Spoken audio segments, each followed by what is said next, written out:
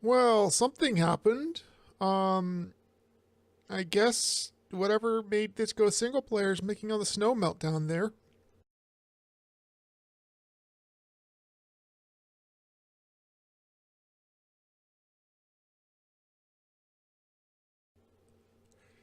Ladies and gentlemen, party people of all ages, my name is Nate. This was Titancraft? Yes, ladies and gentlemen, this is Titancraft Season 2. I'm here because we are working on, I have a storage system project on the horizon. And I wanted to do a review of the storage systems I did over the last couple of seasons and how they have improved and how I have plans to improve them once again. So right over here, more or less, I thought I was in spectator mode. Right over here is my Season 2 storage system. Merry Christmas, everybody. We've got horrendous chests, by the way. Back over here, we have a standard Tango sorting system. I have had plans to do 6 modules, but only did 4 of them, I believe. That's right. And then over here, we have my deep storage system called the Nextus. This is actually second or third revision of the Nextus. Back over here, I have my I have the control panel itself with status lights. And let me demonstrate what goes on over here. And this is the main interface of the Nextus. In the shulker box here, I have an inventory of what is in deep storage. Each item represents a stack in deep storage. So here's 7 stacks of potatoes, 57 stacks of melons. And of course, as things fill up, I have additional volumes of index here. So this would be index volume 3. And then the table of contents was just kind of my guide to know which chest, which silo it goes for what item. You take one of the one item that you want to get a stack out of. So like I don't have any cactus in my inventory, so I'm going to ask for a stack of cactus. And the system comes to life.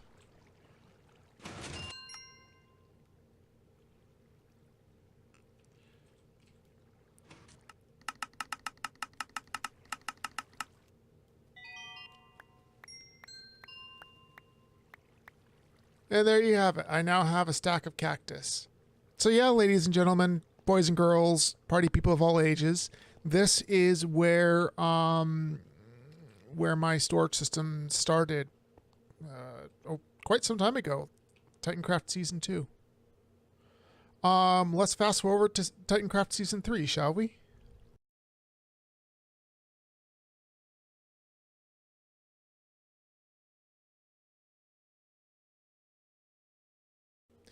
Ladies and gentlemen, party people of all ages, my name is Nate, and wait, haven't we already done this? This is Titancraft Season 3 now. What? Okay. Here we are on Titancraft Season 3. My system is a little bit farther away this time, so I can't just fly via the overworld. But I mean, here's spawn. The Iron Titan was just spewing golems, but it looks like that has subsided a little bit. I wonder if they've got both the command block and going and vanilla mechanics, because there were a lot of golems here a moment ago. So this is what Cable did for spawn this last season with, he turned it into the moon. We had this UFO spaceship theme all season. That was really fun. But that's not why I'm here.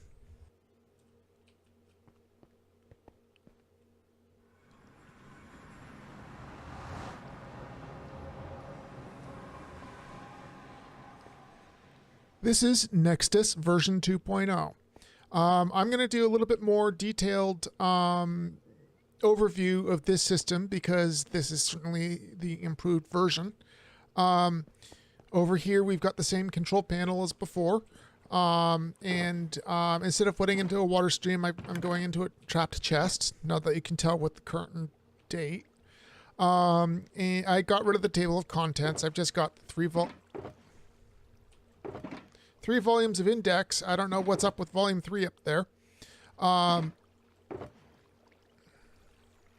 You know what it looks to me is somebody deleted all the stone because I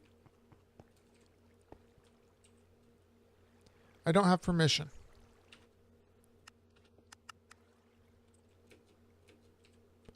The stone silo is pretty wide, and I have status lights now indicating stone's full.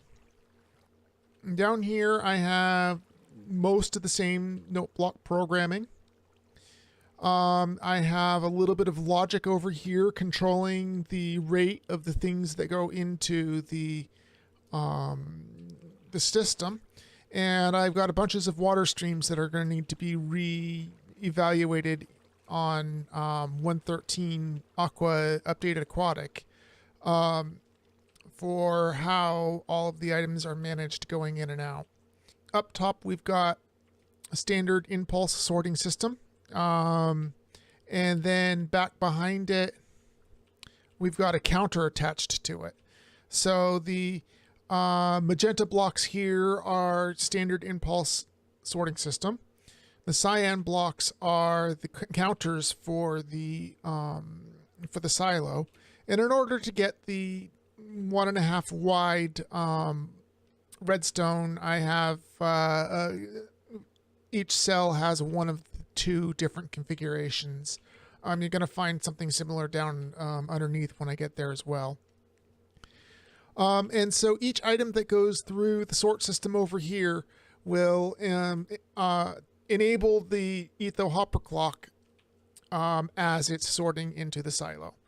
When the Etho hopper clock ticks over, it sends the pulse all the way down the rail down here to this dropper, which is part of the end of the storage silo. So the storage silo goes all the way down to these 4 droppers, and the dropper here dispenses a single item, which goes all the way through the water system back here into the control panel hopper over here to whatever index is currently on the control panel. When you insert an item into the note, stone and iron need to be recounted, possibly nether brick as well. Well, I guess that's what happened to all the stone. So when the player places an item in the box here, it goes through the hopper chain down all the way over here, and I detect that an item goes through the second to last hopper and trigger a lock event where we place the redstone block on the hopper behind it. This will hold any items that have not gone through the hopper here, and it's a rate limiter as such. As you saw when I flipped the lever here, it cycled through. This observer is effectively the same thing as this observer, which is cycling this piston when an item goes through here, this hopper. Once the item goes through to this dropper over here, we go off of the same signal to trigger the hopper with a little bit of delay. And once again, the item goes through an item stream, a water stream, to a whole nother set of impulse sorters. This time they are in green. In purple down here, I have, once again, the flip-flopped cells that control the 2, each cell in the pair. This is basically a fancy comparator cooldown clock in a horizontal configuration to extend this piston for a set period of time, which causes the 2 observers to kiss and spit out 8 flashes on the rail, which cause the light to stay on solid, but cause another flash on each of the piston. And I get a stack of items into this water stream dispensed down to the user over here.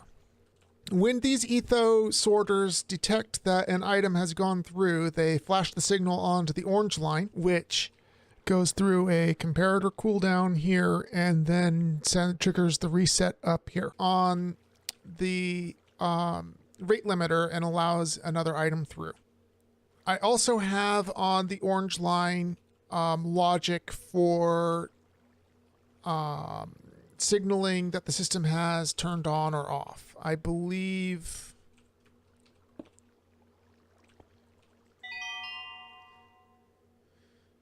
so. That's the sound it makes when I have finished dispensing items. That's the error. It's this one. This is the startup sound.